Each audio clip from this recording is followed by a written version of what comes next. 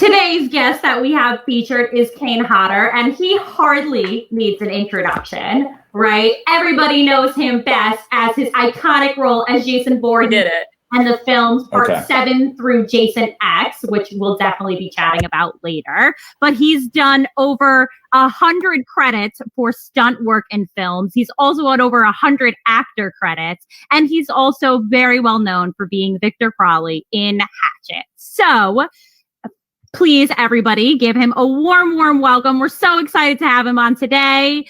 Welcome, Kane. Hey. Are you in your garage? I like. Yes, I am in my garage, and the reason I'm here is because this light up here, makes me look motherfucking angelic. So that's why you're welcome for this very highlighted part of me. I can't argue with that. So I'm very excited. I'll dive right in because I know that we obviously don't have a lot of time together, but I know it was announced yesterday by Bloody Disgusting that your biography book, Unmasked, is getting a re-release for its 10th anniversary. Could you talk a little bit about Unmasked and what the new re-release will have in addition to the past book? Sure. First of all, it's been 10 years. I can't even hardly believe that since the book came out. So obviously there's 10 more years of new stories and new films and new experiences with fans and stuff that I will be talking about in the book, but then also so many other important things for me. There's, the reporter that was with me the day I got burned has never shared her side of the story. And she's finally going to. I think it was very difficult for her that day just to watch what happened to me. And I have never heard her side of it. And I actually don't want to know it until the book is actually out and I read it for myself because, oh, wow. It's just going to be such a unique perspective. Everyone knows my story and how bad it was, but nobody knows how it felt to be there witnessing that story. So that's a big part of it that's going to be in the book. A lot of pictures that have never been seen by fans and stuff, behind the scenes shots on films and other things. And, it's just going to be a new forward, of course, and everything. It's just going to be very exciting to be able to see it. If I do this, let me see. You still see me? I can still see you. Okay. I was just checking my notes. Also what we're going to talk about is the impact that the book has had since it was released. Stories of incredibly personal stories of people that read the book and related to certain things, certain ways. And a lot of people say hearing my story helped them through something difficult. So there's going to be a lot of those types of stories as well. And something I came across a few years ago that I forgot I even had was that I did a day-to-day journal of shooting Jason X. Oh, cool. And every day after, when I would get back to my apartment, I would write down what happened that day. And we're going to publish that in the new book. And, we're using the original title that we first had come up with for the book. We were going to call it Kill. And then we thought, it's not really descriptive of what the story is. So that's why we did Unmasked.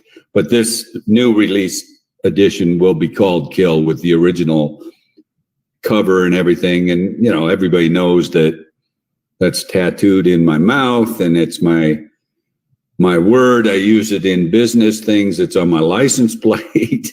So it'll be kind of fun to get back to, that original title. So you're saying that I could potentially find you anywhere driving on the road. If I see someone's license plate says kill, it's probably you. Well, yes. But, I couldn't. California law wouldn't allow me just to put that word on my plate. So I had to have some letters in between the kill so that they didn't realize what I was really doing, Wow, that's really clever of you. Yeah, I guess. Now you kind of touched upon it, but Unmasked was the first time you shared the really personal story that you never really shared before about your burning experience. And you mentioned that in this book, there'll be other, inspirational stories. Are any of them by any chance, by any of, maybe the kids that you visited? Because I know that you go to a lot of burn centers, to meet with kids. I do. And not just kids, but I just know it's harder to be a burn survivor as a child because, it's just so much worse. But I'll visit anyone I can to help them through that situation, because being burned is one of those things that you have no idea what a person goes through when getting burned. So that if you can talk to somebody that's been there, it's invaluable. So I just know how much it helped me to talk to somebody back in the day. And so I'm just happy to be able to say, hey, you know what? I do know how you feel right now. I do know. Not many people do, but I do. And they'll listen to somebody that's been there all day long because they're curious about what's to come, Yeah. Now, transitioning obviously to the reason behind the burns, but a very, very lucrative career as a stuntman, boasting over 100 films. How did you first get involved with stunts? Slowly. I mean, it's an incredibly hard business to break into. And I often say, it's my opinion that it's even harder than becoming an actor. And that's difficult. Wow. Because there's no auditioning process with stunts. With acting, you might be able to read for a part, and if you just really do well, you might get the part. Yeah. At least you have the opportunity to try. With stunts, you don't get hired unless you're known. And how do you get known if you can't get hired? Very, very difficult. And so, once you achieve a decent career, then you have really accomplished something, because it is so difficult. And that's why so many children and relatives of successful stunt people go into that business too, because if no one knows you, but you can say, hey, my uncle is so-and-so, or my aunt is so-and-so, and the stunt coordinator will say, oh, yes, I've worked with them before. So you'll have a better opportunity of getting a chance to prove yourself. I can't just trip in front of somebody and recover really well and get on a career as a stunt woman. Probably not. No. I don't know if you've ever seen me trip before. I wouldn't say it's bad. I'd have to see it on film and see if I'm impressed or not.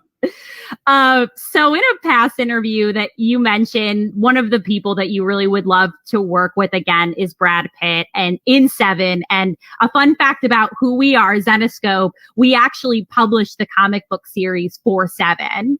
So I thought that would be a fun connection that we have. Yeah, that's interesting. Yeah, I mean, I've said it before, Brad was very fun to work with because he's very physically capable and, has kind of a stunt person's mentality. Maybe not quite as reckless as a regular stunt person, but certainly more adventurous than the typical actor. And, stunt people love working with actors like that. Yeah. Switching gears to obviously talking about your most iconic role, which I'm very excited about. Jason Voorhees is one of the greatest slashers of all time, and you made the appearances in part 7 through part 10, Jason X, donning the hockey mask more than anyone else. What does it mean to you to play Jason? Well, obviously, it's the biggest part of my career. I've had a very, very good stunt career, but you don't really get much notoriety. And that's not why you go into stunts. You're not trying to become famous if you're going into stunts. So that when some kind of notoriety happens, like playing a character like this, then I think you tend to appreciate it more because you never expected it. If somebody had told me back in 1985, you'll be signing tons of autographs, I'd say you're full of shit. You don't, for what reason? And then John Buechler comes along and changes my entire career by casting me as that character. And fortunately for me, it continued for quite a few years. But, you know, it's just, there's no way you can say it's not the biggest part of my career. I mean, it's been so amazing, so much travel, so many people I've met, so many amazing stories and regarding having watched one of the films or something. So it's very satisfying. Part 7 is like by far one of my favorite Jason movies. It's such an underrated film. And obviously, everybody is huge fans because of the sleeping bag scene. How did the scene come to be? How did you get so strong? Tell me. Well, that's interesting. I mean, I remember when I first read the script, I said to John Buechler, I said, this scene, because it was written just like that in the script. It was one of those things where I didn't have to add my own flavor, which I often do with some of the kills, just to make it a little more bizarre or interesting. I add a little bit to it. Nothing needed to be added to this. So I told John, this is going to be what people talk about when this movie comes out. And, you know, still talking about it to this day. It's an amazing kill because anyone can kill with a weapon. I'm killing someone with something that is not a weapon. So very, very creative. I love the movie. It's still my favorite of all the ones I did. I just wish that it hadn't been so eviscerated in the cutting room. Every single kill scene was cut down so much. Oh, really? Oh my God. It was, when I first saw the movie, it was unbelievable. And in order to get an R rating back at that time, they said, you got to cut out this, that. Every single kill was cut down to virtually nothing. And the movie is still pretty good. Yeah. So I just wish people had been able to see it as it was really intended. Yeah. Because there are so many movies these days that have incredibly graphic scenes that you're like, wow, you're surprised they even got on film. And in part 7, the graphic stuff was so over the top, it wasn't even scary. When I first went to the Chinese theater, in the big theater back then, was packed on Friday the 13th of May, which is when the movie opened, went to the theater, and the entire theater was cheering at the killing. So you know nobody's taking it seriously. Yeah. When you're cheering it. So that was such an amazing thing to witness. Once you hit part 7 of a franchise, like people are in it for one reason, and it's for like the icon, it's for the killing. And part 7's so great because it's like the beginning of like a really crazy like run of Jason movies, which is how the like fan base is so hardcore, right? Part 7, like somebody has new supernatural abilities, and we're like, this has never really happened before. The girl has it. I love Tina as a final girl. She's great.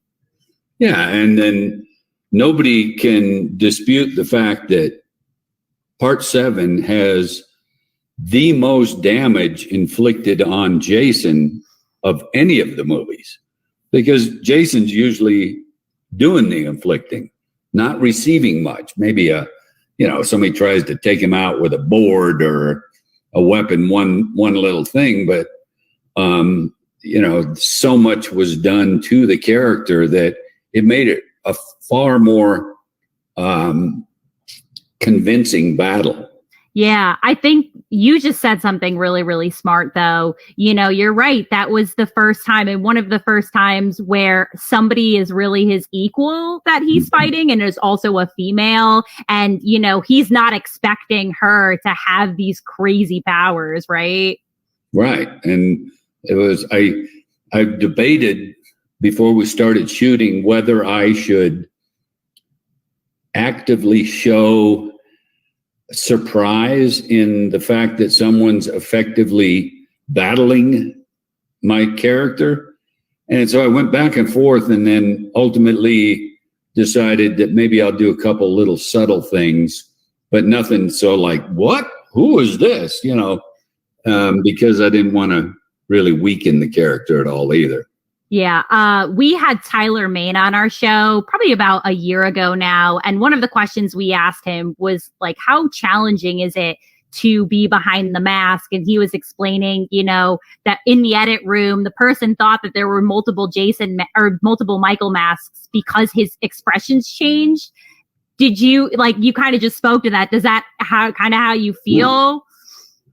I mean, that really, I'm surprised that people thought that, but I give Tyler a hard time because in his movies, he could, when the camera cut, he could take the fucking thing off and his face would be open and he could eat and drink and talk, and not the case with my character. I had prosthetics, especially Part 7, glued over my entire face and head, and then a full bodysuit.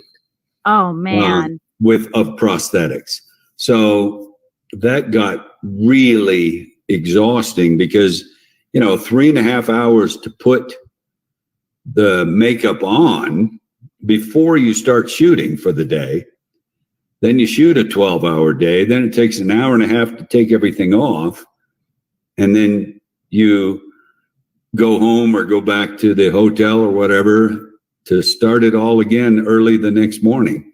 So the fact that mine took 3.5 hours to put on, his took probably 15 seconds, pull it over his head, tuck in the flaps.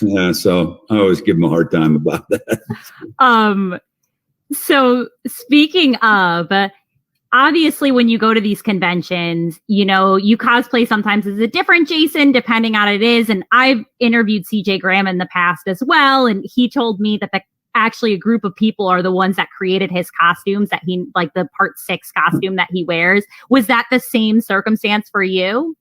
For the photo ops, you mean? Yeah. Conventions? Yeah. I mean, I only started doing that in the last few years because people were always asking about, when are you going to do a costume photo op? And so I finally realized that it would be kind of fun for people to have. So I've had either mostly makeup effects people like Tom Devlin in Las Vegas. He built my Uber Jason costume that I wear at photo ops, and other people have built different versions. And the only one that I probably never will do a photo op for is Jason Goes to Hell, because that's just too long to put on. And yeah, he's like burned out. Yeah. Which is a bummer, because I think The Final Friday, Jason Goes to Hell is also a very underrated film. Yeah, I like it, but I always wished there was more Jason in it. Yeah, it's more of the so quick. Jason. There's Worm Jason. Yeah, and when I first read that script and started meeting the cast and stuff, I thought, what might be cool, I think, as a fan, if I'm watching the movie and Jason is changing forms to look like other people, wouldn't it be interesting if one of those other characters still did some kind of mannerism that I'm known for as Jason? I thought, the breathing thing or the head turn or something. It would make sense. Just so as a viewer, as an audience member, you're like, oh, that is still Jason. It still moves like him, even though it doesn't look like him at all. And not one of the other actors thought that was a good idea. I said, nah. And literally somebody said this to me, and I'm not going to say who it was, but one of the actors said, yeah, my Jason wouldn't do that. Oh, you're Jason, huh? Cool. You've been Jason so many times. My bad. So speaking of bizarre, which you talked about, to promote Part 8, you were on the Arsenio Hall show, dressed up as Jason. I love it. Like, how did that happen? They contacted us from the Arsenio Hall show saying that, Arsenio was always kind of a closeted horror fan in a way. He didn't really advertise it, but he liked that stuff. He liked the character. And he thought it would be funny as hell to have me on as Jason and interview me like I'm any other actor. And then, of course, I'm not going to respond because I don't talk. And that was the whole point of it. He made it funny. But before I got in the costume, when I arrived at the show, he said, I know this is going to sound stupid, but please don't fuck with me when you're in the costume because I'm really nervous. And anyone that knows me knows that if you tell me, please don't fuck with me, I'm nervous. Oh, that's exactly what I'm going to do. So at the end where he goes to shake my hand, if you ever watch the clip again, I grab his hand and pull him towards me. And you can see that he's actually scared. But yeah, it was a lot of fun because you don't get those opportunities playing this kind of character very often, Yeah, I think there was really, really great marketing for Part 8 because of like the Big Apple, and I know the whole poster story and stuff like that, but like the marketing behind that movie was so good. Yeah, and I still talk about how amazing it was to be in Times Square in the costume. I don't think you could ever do that again these days where we blocked off Times Square to shoot the film. I don't think you could ever physically do that anymore. It was already hard back then, and that was 1989. And the police had barricades and holding people back and everything, so it wasn't so crowded in Times Square. It was just the extras and stuff. We didn't want weirdo people trying to screw up the shooting, Yeah. So I tried to retype this question a couple of times, and we kind of touched on it, but the plot lines that your characters face are some of the craziest storylines ever produced in a film. You take a cruise from a lake, you end up in the Big Apple, you box a guy's head off. In 9, you're like apprehended, you're blown up, and you're a worm, you travel through other people's bodies. And then in 10, you literally go to like fucking space. Okay. Out of all of those films that were pitched to you, what do you think was just the most insane? Maybe space, just because I thought, wow, you are grasping for straws now, trying to come up with something new. And I thought, oh, Jason in space, is it going to be comical and goofy? And I thought, well, as long as I make the character not that way, then the surroundings don't really matter as long as he's consistent with doing violent shit to people. Yeah, it was crazy. So between your Jason Goes to Hell movie and Jason X, obviously there was a really significant age gap. It's like almost 10 years. Mm-hmm. What were the challenges? Like, how did you know you're coming back after 10 years? And what were the new challenges you faced? As far as getting back into the character, that part was easy. No matter how long it had been, I always fell right back into the character easily.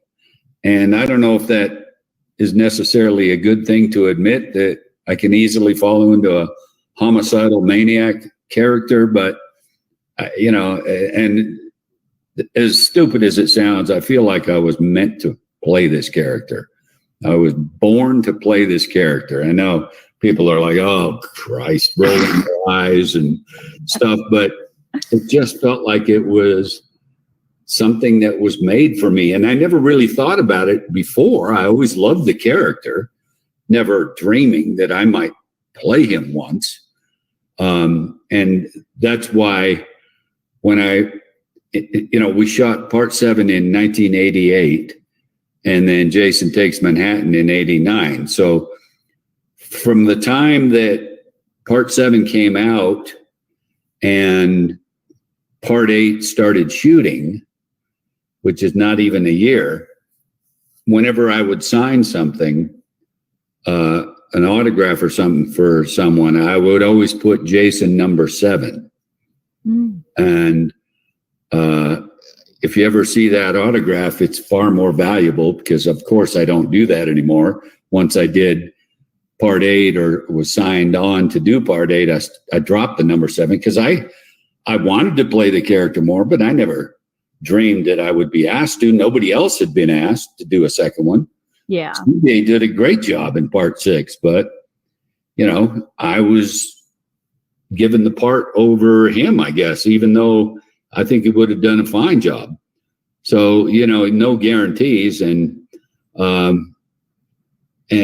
like I said, the fact that I even sign any autographs is just amazing to me.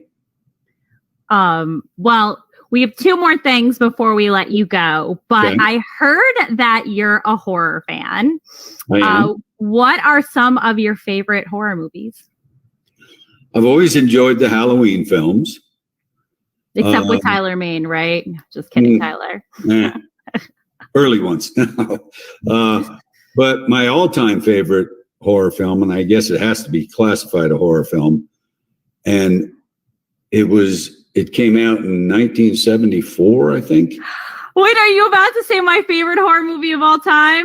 I don't know, but it is mine, The Exorcist. It would have been but I love The Exorcist. I have heard in interviews that one of your favorite movies was Black Christmas, which is my all-time favorite horror movie. That's a good one, too. That is a good one. But The Exorcist is so well done that, what other movie from 1974 or whatever it was is still a good movie nowadays? The Exorcist and Black Christmas. Yeah, and that's Black Christmas is right up there, though. Black Christmas is I love talking about. I hope to one day have like Olivia Hussey on my show, because I have just so many questions to ask her about Black Christmas. Right.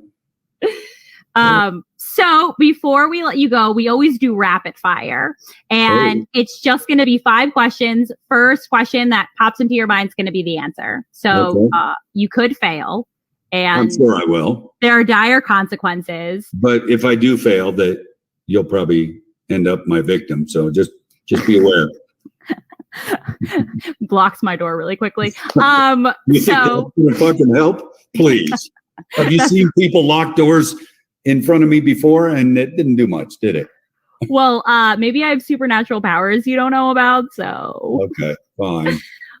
Okay, so what is your most commonly asked fan question? Did you like playing Jason? I guess I can see why somebody would ask that, but maybe other actors just play a role for the money or something. But yes, I did love playing the character. Who would win in a fight, Jason Voorhees or Victor Crowley? Oh, that's a good one. I would give a very slight edge, to Victor. Ooh. Only because he is less predictable. With Jason, you may know exactly what he's going to do, and you still can't do shit to stop it. But you might have a better chance eventually of doing something that's effective to stop him. Victor is so unpredictable that I don't know if you could ever do that. Ooh, good answer. What is your favorite Jason outfit that you wear or that you don't wear? Favorite one that I've worn, and I always say this, is part 6, just because it looked so amazing. People were terrified of me on the set. Set visitors would come, and I'd stare at them with the makeup on. I would pretend to be a dummy sometimes. Oh, man. Just in an awkward position because, you can't see anything in my real body. And I'd have Beekler or somebody come over and, hey, look at the Jason dummy we're using in the next scene. And they'd be poking on me. And then I'd jump up and scare the piss out of them. So, but that was definitely my favorite. What about that you didn't wear? I think part 6 looked really good of the Jason films. Yeah. And part 6, yeah, CJ's version kind of started the whole prosthetic thing. So I had to follow up with even more in part 7. You can thank him for your 3 hours and 15 minutes of makeup. Yeah. Who is your favorite final girl? Oh, man. I don't think anybody's ever asked me that. Oh, I'd have to say, and it doesn't have to be a Jason movie, right? Nope. Danielle Harris as Mary Beth in the Hatchet movies was just amazing. She's a very good friend of mine, and we're very close, but I just think she's such a talented actress and so good with so many aspects of acting, including physical stuff. So yeah, she's definitely my favorite. Yeah, she's really, really great. I love her in everything that she does. But Halloween 4 and 5 are very underrated films, and her performance is fantastic in those. So I'm glad to hear you say that. Well, who would be your favorite final girl in the Friday the 13th that you are battling? Probably Lar. Because she's like I said before, the only one that ever had a decent effect in battling Jason. So, okay, Tina in part 7. Yep. Oh, love Tina. Love part 7. So hyped to hear all this great stuff about part 7 from you. Okay, final question. You haven't screwed up really so far, so I hope you don't screw this up. Okay. If this were your last meal and you were on death row, what would it be?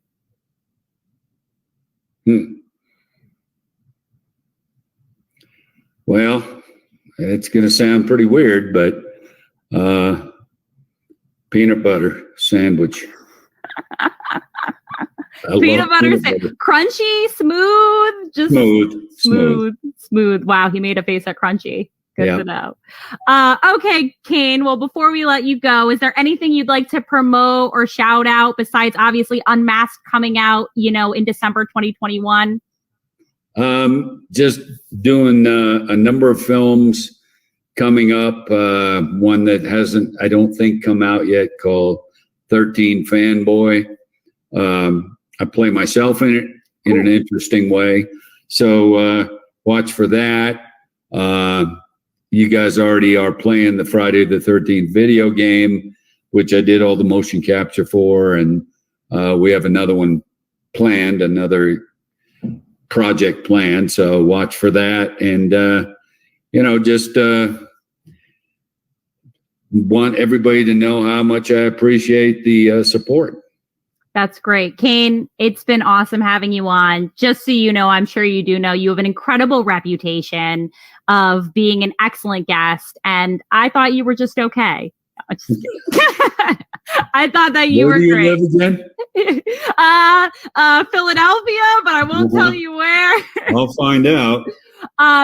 Really quickly before I sign off, I did want to show you one of the covers that are that we did in homage to Jason that I thought you would really much enjoy, and I can also send it to you if you're interested. Yeah, sure. But here you go. Wow.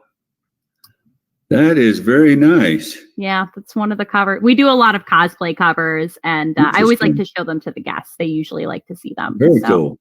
Very cool. Good. Awesome. Well, all right. Now we're going to head over back to the studio. Kane was a great guest, and I'll talk to you guys soon. Thank you very much for having me.